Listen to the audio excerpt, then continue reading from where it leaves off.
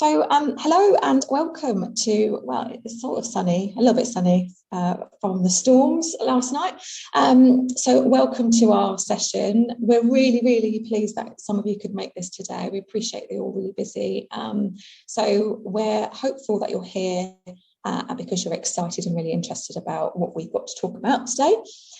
So I'll just do a quick round of introductions. My name is McDermott and I'm one of the researchers here at the University of Portsmouth. And just a little bit about my background, I won't bore you, but prior to being here, been here for about 3 years. I was in the probation service for about 20 years. So Laura, did you want to say hi? Yeah, hello, I'm Laura Haggar. So I'm a lecturer here at the University of Portsmouth, and prior to coming to the university, about 3.5 years ago, I was a probation practitioner in Hampshire for about 12 years. Thank you. Hiya, my name is Meenaghan.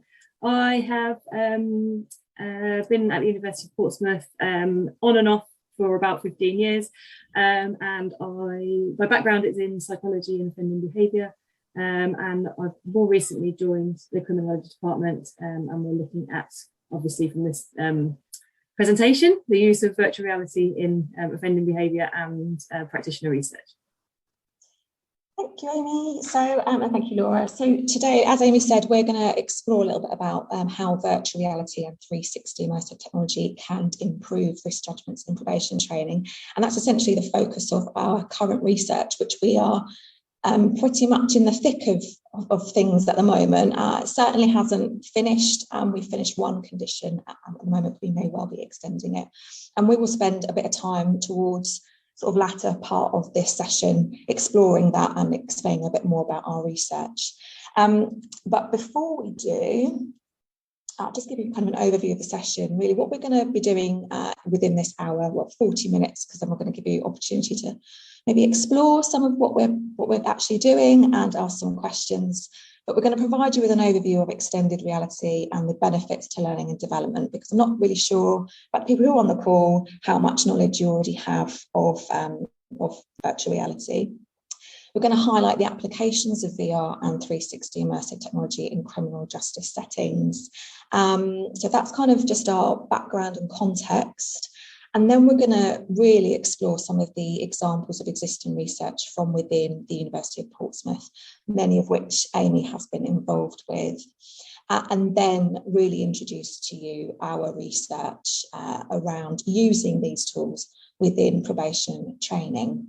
And like I said, there's an opportunity for questions. So what we would ask is that please don't leave your questions to the end, just post them in the chat. And then we can kind of explore those questions towards the end of this session. Okay, so just in terms of sort of an overview of extended reality and just explaining to you about what this is more about. Extended reality is essentially an umbrella term, and that comprises a range of immersive technologies. So some people might know they not really understand the differences, but we've got virtual reality, which is essentially you are immersed in that environment more commonly around using the headsets. And then you've got augmented reality. That is essentially where you augment kind of real live situations, and you will see that normally on a handheld device like a mobile or a pad.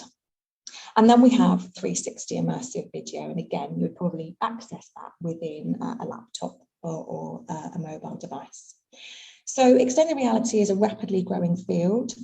What you may have been noticing is that actually it's very well known in sort of gaming technologies, but it is a growing field in terms of education and learning and development. And so we can see that training and education has played a really key role in its development, with actually the field of military really leading the way. So research has really highlighted the value of the use of immersive technologies, and that can be seen, as we said, through military, largely through kind of flight simulations, but also in seamanship and medicine. And that is still current, actually. You can see quite a lot of evidence around the training and the practical use of VR around kind of medical practitioners. So in terms of some of the benefits, I'm not sure how many of you have used virtual reality or augmented reality in gaming or in your own kind of practice. But essentially, the evidence suggests that they're really effective tools in the development of intuitive and implicit and functional knowledge. What it does enable participants to do is really practice real life situations. So that have the experiences of real life situations in this kind of virtuality environment.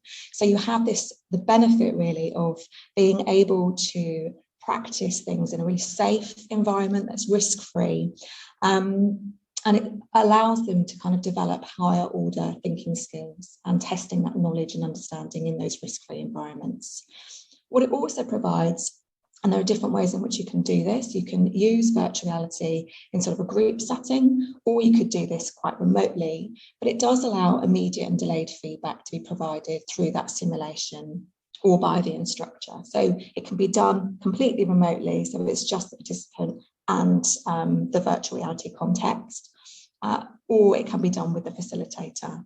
So this can be really good for enabling reinforcement, skills development, but also when it's with a facilitator, that can really enable reflective practice, because what you can also do with some of these tools is record what is going on, and you can kind of replay that at another point in time. Those simulated environments can be easily and quickly adapted to reflect the requirements, the range of learning tasks. So you can apply different scenarios, and we talk about what we're going to be delivering, which is around scenario-based training. And essentially the immersive nature of the experience really increases learner engagement and improves that transfer of knowledge and skill acquisition to the real world. So as we said, it's just this ability to have, particularly with the pandemic, for example, that access to opportunities of kind of learning engagement where people might have gone out into the field and practice. Those have been kind of hard to reach areas, and this enables staff and practitioners to access those hard to reach areas within the comfort of a kind of a VR or a simulated environment. So virtual reality and criminal justice training and investigation, I think what I should just kind of say is that we've paved the way really in terms of training and education, fundamentally in the fields of kind of military and medicine, but the field of psychology has been using VR for the last kind of 30 years. We've only really recently seen this kind of take off in criminal justice training and investigation. So these are some sort of avenues in which that has been explored, and we're going to discuss some of those quite briefly from Amy's work. But we've seen that in the use of kind of CSI or forensics.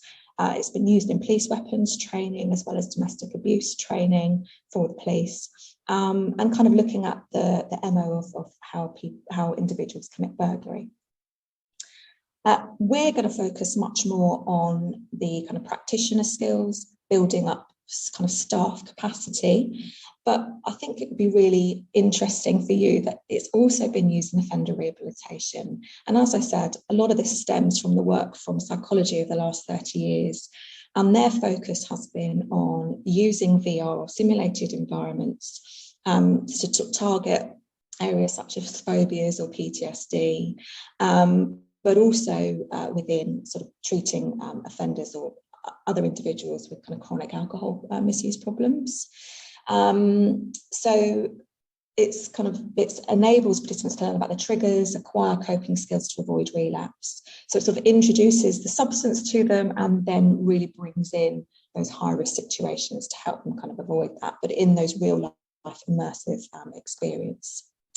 And there have been some studies, these are just a couple, there are actually quite a few more in the last, I would say, about 5 years. But Seinfeld et al. Kind of illustrated the possibilities of transformation through virtual embodiment. This is where essentially the participants are the avatars. So you embody somebody else within that virtual reality environment. And their study was of male perpetrators of domestic violence. And they were experiencing a scene of domestic violence from the perspective of a female victim. And what they were able to highlight was the ability of participants to recognise emotions to greatly increased compared to prior levels.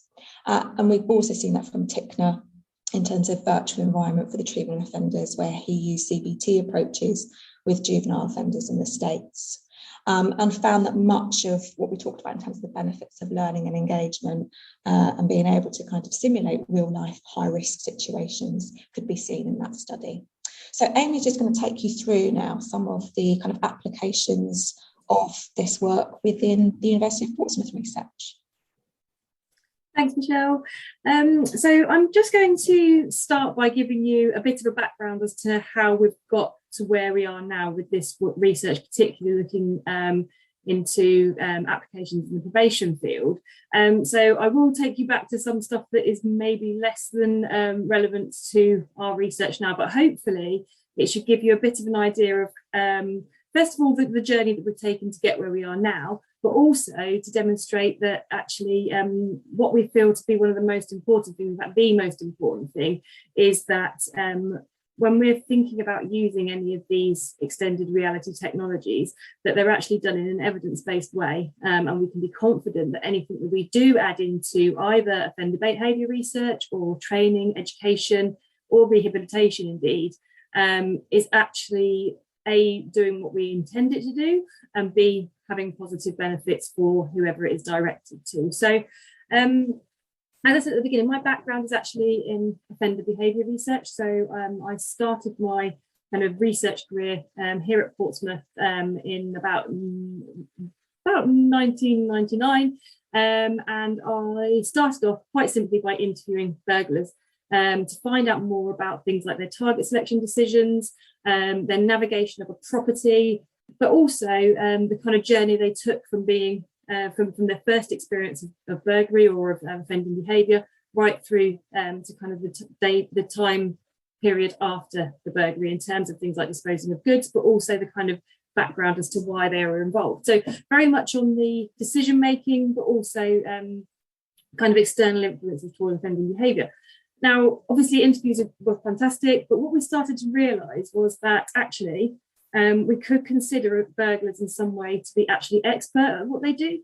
Now, that's not kind of from the perspective of sort of patting them all back and saying, well done, you're a really good burglar. But what it does mean is that in the same way that any expert behaviour changes your cognitions, when we're asking somebody to describe something like conducting a burglary that they may have done 100, 200, however many times before, a lot of the decision making and a lot of the behaviour becomes unconscious and automatic. So therefore asking someone to describe what they do is not actually all that helpful. So we wanted to find a way that we could actually start to observe offending behaviour in an ethical way. Obviously going out and watching people do a real life burglary has massive ethical and practical implications. So we looked to see if there was another way that we could do that. But also we wanted to find a way that we could actually start to experimentally manipulate the environment to see the difference in behaviour related to, for example, the presence of an alarm box or indications that a homeowner was at home. We started to think that virtual reality would be a really good way to do that. But as I said at the beginning, we didn't want to just throw virtual reality at something and hope that it worked. So what we did instead was, and this is part of the virtual burglary team, which is a collaboration between members in the criminology department, but also the psychology department here at the University of Portsmouth, and also colleagues in the Netherlands as well. The first part of the research was basically designed to demonstrate that using virtual reality is a good proxy for real life behaviour. So what we did was we got access to a real life property and we recreated that in VR, and then we got a small sample of ex-burglars and also students to burgle both of those properties. Now, really excitingly, what we found was, first of all, that the burglars were considerably more proficient, fast and economical in their decisions within the virtual environment. But really importantly for the promotion of use of VR for this type of research was that we found that burglars and students both burgled the properties in exactly the same way, whether they were virtual reality or whether they were real life. So essentially they were replicating their behaviour in VR in the same way that they would have done if it was a real life property. So basically it started to show that yes, actually people do behave the same way in a virtual environment in the way as they do in a real life environment. But also really excitingly for kind of developing this research was we found that those people, and this was then replicated by later work that I did using a larger scale simulation with 120 burglars, incarcerated burglars. we found that actually by putting someone in that VR environment, we massively increased the level of rapport between the researcher and the participant.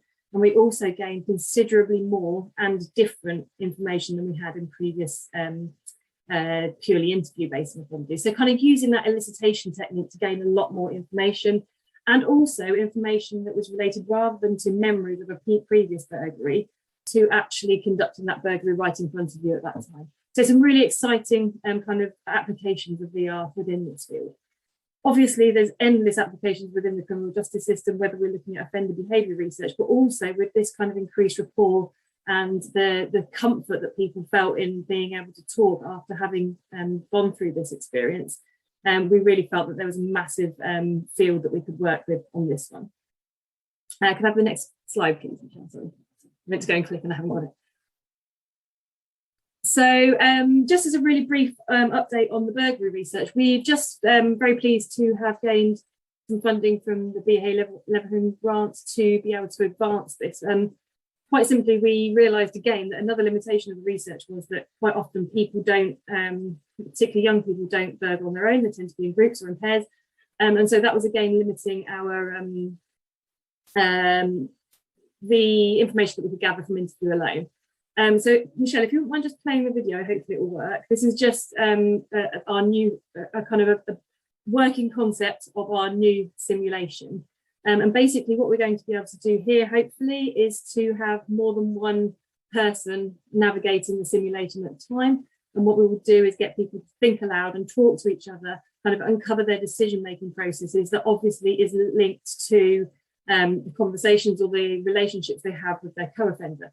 So hopefully this should shed a lot more light on the kind of process of burglary from what we've kind of already started with. So hopefully you can see this is, as I say, it's a working concept. This is a work in progress, this particular sim.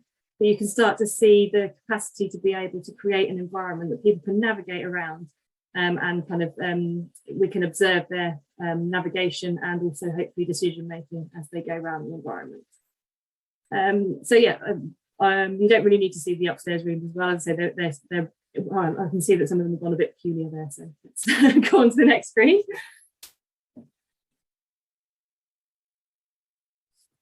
Obviously, the next thing that happened was COVID, which very much limited our capacity to go and collect data in prisons, but also prompted another kind of direction in the research that we were doing. And this is where we start to kind of link in with the kind of training field. Essentially, I was working alongside Selena Robinson, who's now at the University of Winchester. She is ex-CSI. She now is a lecturer. She was a lecturer at University of Portsmouth, and is now at Winchester.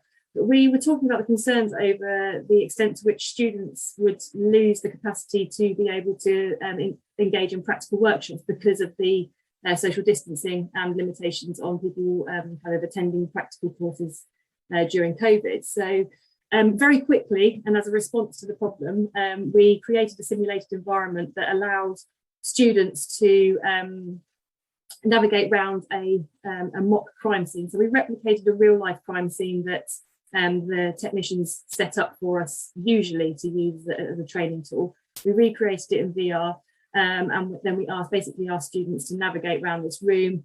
Sorry, Michelle, I think this one's a video as well, is it? If we can just show. Fantastic. So it's a very small room. It's a burglary scenario, and what we ask our students to do is to walk around the virtual environment, obviously not just pick up ashtrays because that is not very good crime scene investigation techniques, but have a look at the evidence and talk to us about what evidence they would recover, how they would go about doing it. Obviously we've got a footwear mark and a screwdriver, so how would you go about processing that evidence? What things would you be looking for? And what the real benefit of this is that we can allow students to, first of all, repeatedly practice their actions within a training scenario. So they'll obviously get the theoretical background first, and they get the chance to navigate this in VR, and they can do that remotely, obviously, if we are limited in terms of kind of the practicalities. But also what we can do is we can manipulate that environment. So we can change various aspects of the environment to teach different things, but what we can also do is record it and provide feedback to the students on an ongoing basis. So we're hopefully developing a tool that allows for much more responsive feedback from students and tutors to really support their navigation of a crime scene before they get to the point where they're actually processing a real crime scene. So that's some quite exciting research that we're doing at the moment. And we could move on to the next one. I saw in the, we have here with us today as well, Claire. So Claire Smith is part of our police training team. Apologies, Claire, I can't think of your real title. But we are working together on a scenario which we will present to within initial police training. And basically what we're looking to do is to augment what the current training provision is. So not change, but add to what is already provided. Now, when we are teaching initial police recruits to attend a scene for the first time, and in this case it is a sudden death scenario, they are usually presented with a theoretical background and then a written scenario with perhaps something like a floor plan of a property and some pop-up still images. We're currently conducting some research at the moment that looks to see whether by providing a more immersive environment, so basically a virtual reality version of that still image scenario, we can actually, first of all, improve decision making within the scene. We perhaps might be able to teach different areas of good practice for how we go about how we train police officers to go and respond to a scene. And we also want to see how that will impact on things like learning and information retention. Now, this is ongoing research, but so far we have had incredibly positive feedback from both learners and trainers. So we're really excited to see how this project progresses as well. Another project that we're working on, then I promise we will start talking about probation, is a maritime security project. So basically what we have done with this one is we're working with a range of different security experts within the field to create a bigger package. So this is kind of helping us to kind of establish how we go about augmenting existing and new training with various different XR technologies. So what we have with this particular package is a full training package that starts with our theoretical background, then incorporates virtual reality components, which we can then build upon and use an assessment as well. And this is basically to train crew members in the event of a terrorist attack on a cruise ship. At the moment, we know that the extent to which crew members are aware or concerned about the risk of a terrorist attack is much lower than the concern that policymakers hold. So it's a really important area that we need to kind of develop quite quickly. So we have undertaken interviews with a range of different security and cruise ship personnel to assess what the current perceptions of the provision are and what needs to be done. And at the moment, we are working with a maritime training company in the Netherlands to develop a training package that's augmented with some virtual reality components. So again, another work in progress that hopefully we'll be able to kind of report some findings on shortly. And the last one, this really does now link into the probation one, is a proof of concept project that we're doing at the moment.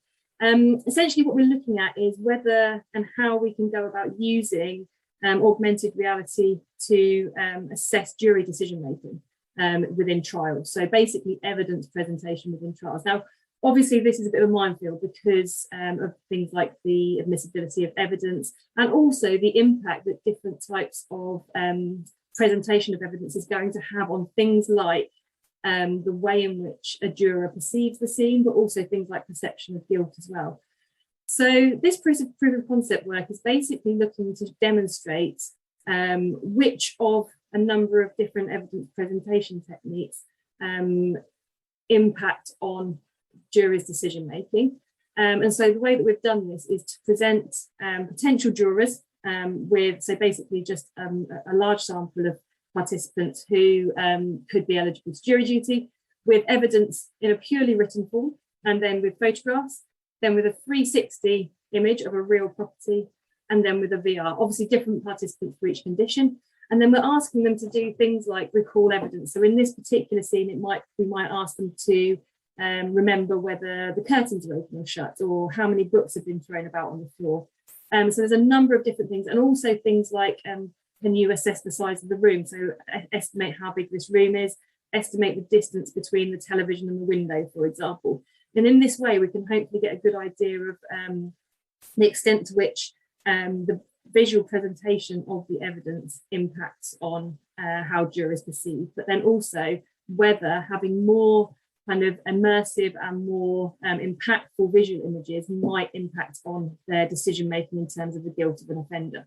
So the reason why I'm talking about this one is that this is kind of where we're putting the proof of concept working, because as I say, we don't just want to guess what's going to work. We want to have a really strong evidence base of what the impact of these different technologies are.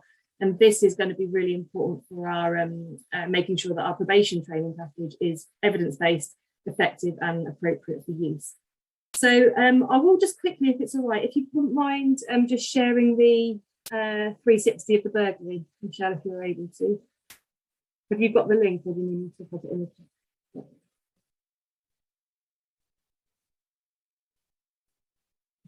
I'll pop it in.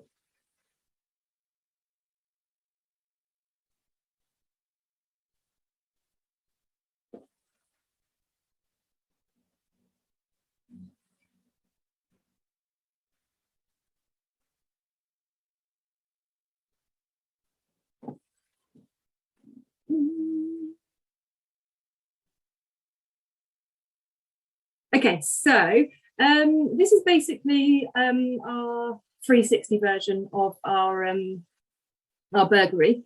So essentially, participants get presented with a scenario and they get various details, the sort of details that a police officer would arrive at the scene with. And then they basically are able to just navigate around this virtual environment by clicking on the different hotspots, and then they can have a look to see what's going on in the scene, and hopefully we can then use that to assess their kind of navigation and the way that they are processing that crime scene, which would obviously the implications for their decision making. So this is the 360 version, and the photograph on the slides that we just saw as well is the replication in VR, and we've also obviously taken still images that we can just pop on there as well. So this is kind of the background to the probation project that we're now working on, which we're very excited to share with you in a little bit more detail. So if I pass over to Laura, I think she's going to talk through where we are at now with our project. Thank you, Amy. So obviously Amy's taken you through quite a range of things that she's been doing in relation to XR technology. And obviously, as you can see, there are a range of endless possibilities really in terms of training and education, but also in terms of criminal justice practice as well. And I'm sure for a lot of you as practitioners within HMPPS, there's probably sort of like little fireflies at the moment, think of all the different ways that this could be utilised, which is certainly how Michelle and I were when Amy was talking through the things that she was doing. So what we chose to focus on though was, as the title suggests, risk assessment judgments within probation training. Of course, sitting against that backdrop of pandemic, about having to do things differently, and thinking about how we might use this type of technology to support training for students and practitioners. So obviously one of the things that we know is that there's quite a bit of literature around risk assessment judgments, but something that does regularly come up is kind of variation of practice, but also sometimes bias within risk assessment as well. Most recently as well, some gaps are identified in inspection reports around risk classifications, but also kind of concerns around professional curiosity within assessments as well. In particular, around thinking about home visits, which is really where we've kind of targeted this proof of concept at the moment.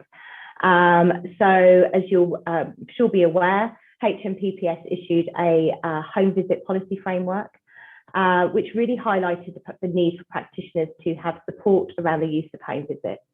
And also more broadly, I suppose what we were interested in as well is the sense that sometimes people and practitioners can be scared of getting things wrong, maybe not quite sure of kind of how to kind of progress with assessments. So we wanted to try and develop something which really kind of captured some of those concerns.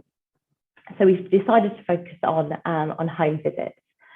So really the aims of this, it is proof of concept, as Amy says, we want to test actually the utility of this and the efficacy of this as a tool. And so to do that, what we have been doing most recently, as Michelle says, we are in the midst of it at the moment. We've been to 3 different offices so far, but we've got 3 test conditions. And if you remember the slides and the research that Amy's just taken you through, very much following a similar method there, really. But what we've got is the first condition is simply a case study. Okay, so the participants are asked to read through this case study and then are asked a series of questions in relation to their risk assessment judgments. They're asked to think about what underpins those risk assessment judgments, but also to think about any protective factors that they identify and what they might do next in terms of their judgments, what they might need to know, and what their next steps might be, as well as asking them actually a little bit about the tool themselves, the use of the tool themselves. So that's condition 1, so it's just a case study. Condition 2, you get the same case study, but also a 360 video, which you can navigate round and you can click and gain a bit more sort of information on particular hotspots in the area. Again, you have the same set of questions afterwards about your risk assessment judgments and protective factors, etc. And then the third condition, which is our in-person condition, which is one that we've been going out to offices in South Central for, is one where people are using the VR headset. So you're going into that immersive environment. So again, you're getting the same case study, but this time you are essentially walking into that home visit. You're able to interact with your environment. What we've also been asking people to do is just talk us through a little bit. It's actually what are they experiencing? What are they thinking? Why are they reaching for that pack of medication, for example? What is it that they're thinking about? And again, as the pattern suggests, we are asking them those same questions afterwards. So we're hoping that, I say we are early days, but we're getting quite a good bit of data coming through. We've had quite a positive response to the VR condition, particularly, which is great because obviously we appreciate how busy everybody is. But I think people have enjoyed actually having a bit of time out to kind of don this headset and kind of experience that. So as I say, it has been well received, the VR condition. Some interesting things have come up really as well, because we are, I suppose one of the things I forgot to mention is for this, we are targeting early career practitioners, but PSOs, PQIP students, and also newly qualified officers within the first 2 years of training.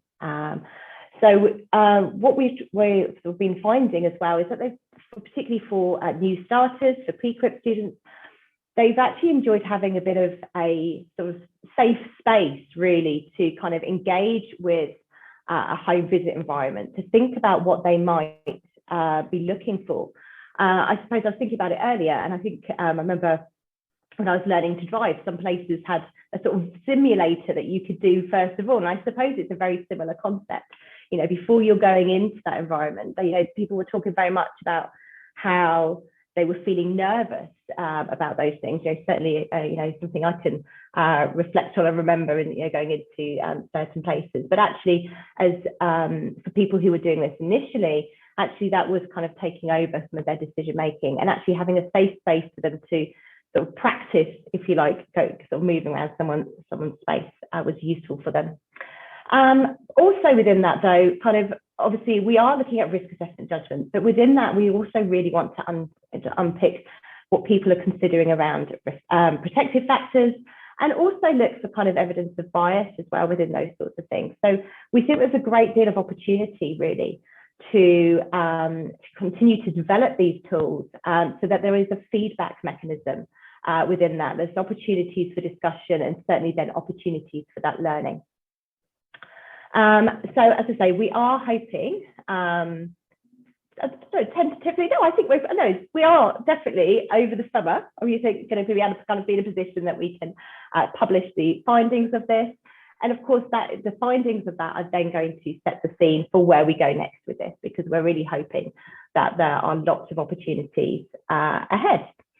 But what we also wanted to do today was give you a opportunity, obviously not for the VR, unfortunately, because this is a remote condition, although we do have slots that we've had for people to come later in the week as part of Insight.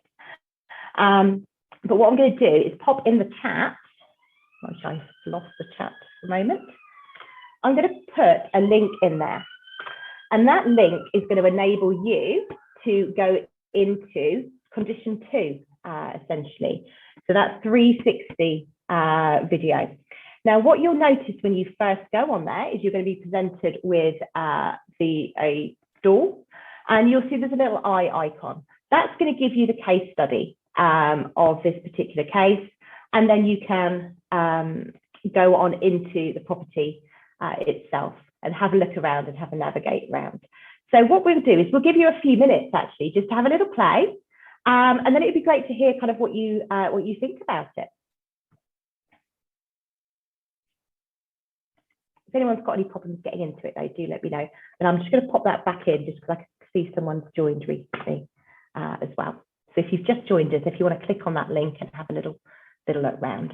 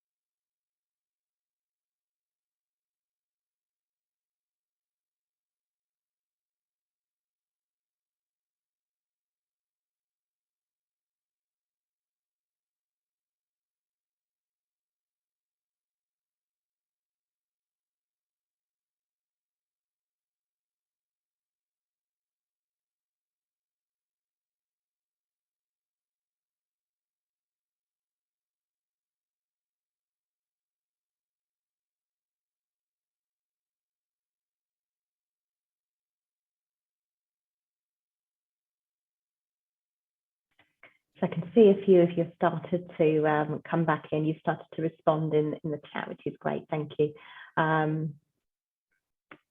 Yeah, absolutely, Tammy. So I've maybe give you kind of another sort of 30 seconds or so to kind of finish up, just in case you're immersed in that room, and then we can have a bit more of a chat about it.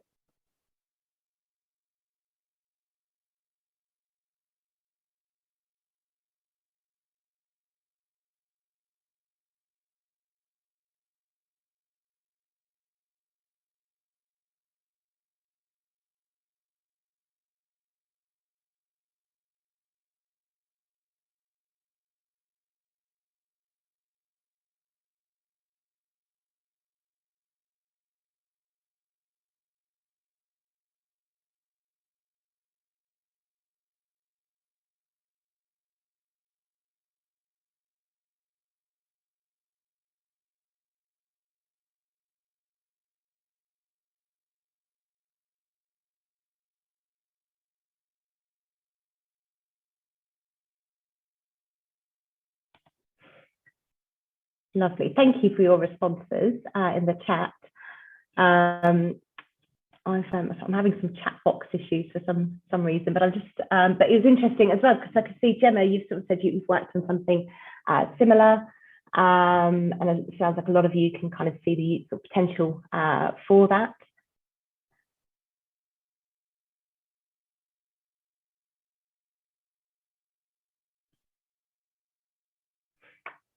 Bailey, we're not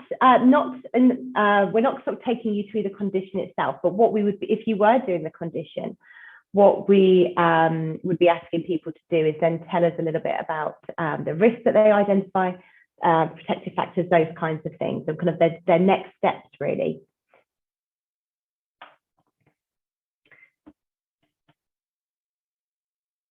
The 3D detective games you can download. Well, Amy, I think that's credit to you. To you there.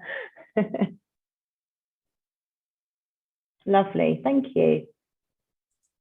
And I suppose it's really good, you know, obviously Michelle and I have been practitioners, you know, but we're a little bit out of practice now as well. So, you know, we're not experiencing kind of learning in the same way that you are now, certainly, you know, post-pandemic. And so it's really good to kind of hear some of the ways that you think this might be useful as well, really.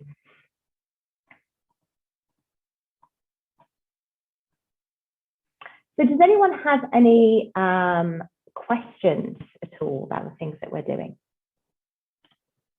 And feel free to unmute. You know, there's not many of us here, or use the chat, whichever you prefer.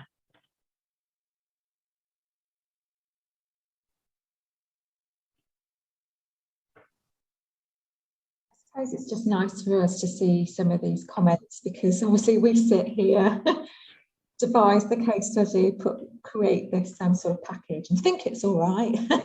So it's been nice to go out to staff who have been able to use the virtual reality headset, and their sort of enthusiasm. Sometimes it's hard to know, because we are dealing with early career practitioners, where the enthusiasm comes because they're new. But it's really good to hear that you can see how this can be applied, and it's clearly got people's thoughts, your thoughts kind of going about where else you can go with it. Tammy, have you got your hand up?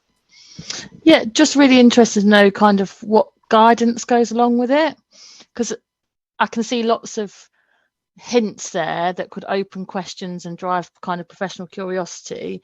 But if you're aiming this at new starters, kind of what's the support that comes around this? Because I think those discussions and the reflection are the really important points.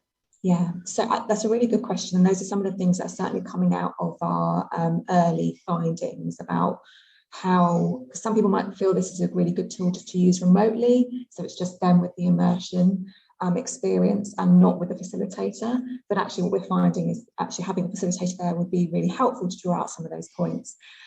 So at this point in time, this is not a training package. What we're just trying to assess is the utility of either of those conditions in terms of their effectiveness in enabling people to kind of generate certain risk assessments and find particular risk factors or protective factors. So there's absolutely the capacity to build this into a training package, but that's not exactly what we're doing at this moment in time. So there isn't any other wraparound support in terms of those kind of facilitation of discussions. But that is definitely where we'd want to see that go.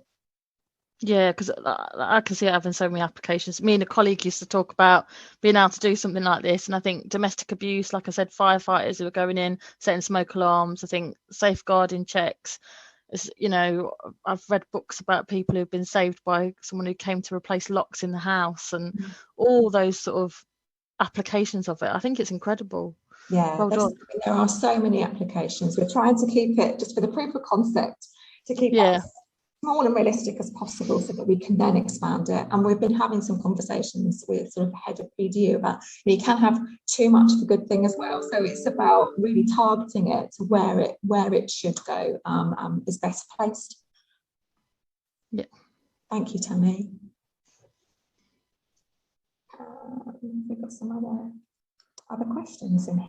I think just Sophie's put a point in there in relation to how we envisage this process reducing bias in risk judgments. And I suppose it goes back to the point that you've just made, that we kind of feel like there does need to be that opportunity for reflection and for discussion to kind of take that further to kind of enable it. Certainly in its current form, I don't think it necessarily would do that, but we certainly think that there's opportunities to build those things in, so there is a real kind of immersive learning experience. At the moment, we're trying to almost kind of understand a little bit more about just the participant experience of it, and then sort of take it further.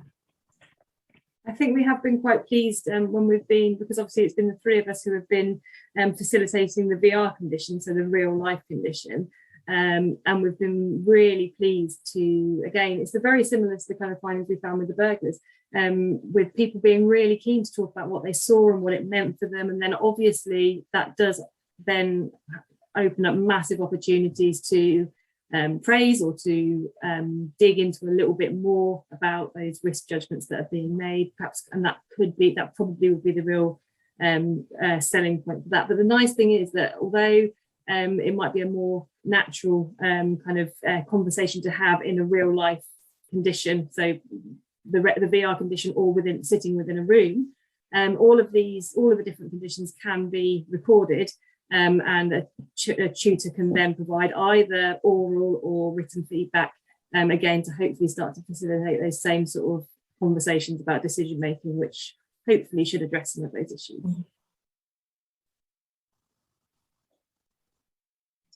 And Bailey, I can see that you've asked us if you could share the link with the MOJ colleague. I mean, there's a couple of things here. One is we're still in the thick of the actual research. What we will be asking, actually, and I'll just move on to the next slide very quickly, is if anybody is from South Central here,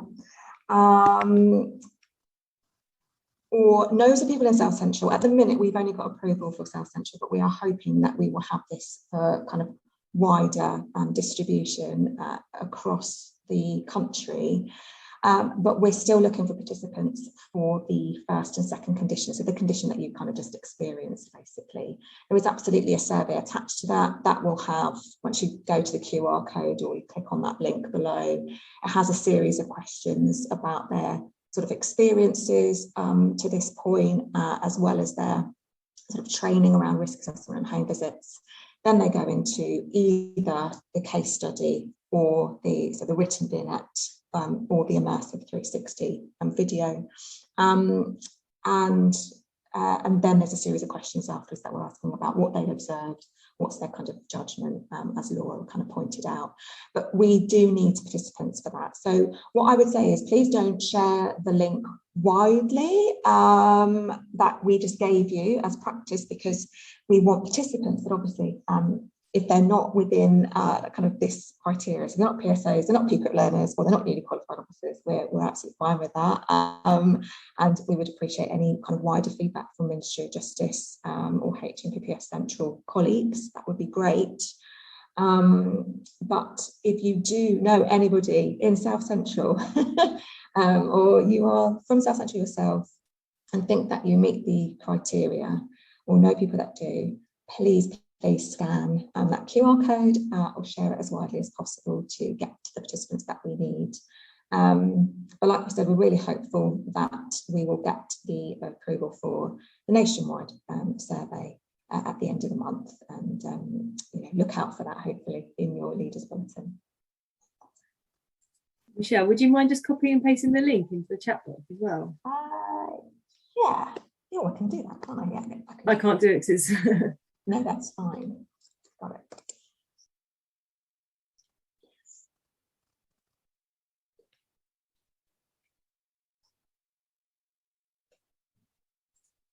Thanks, Gemma. Yeah, thank you, Gemma.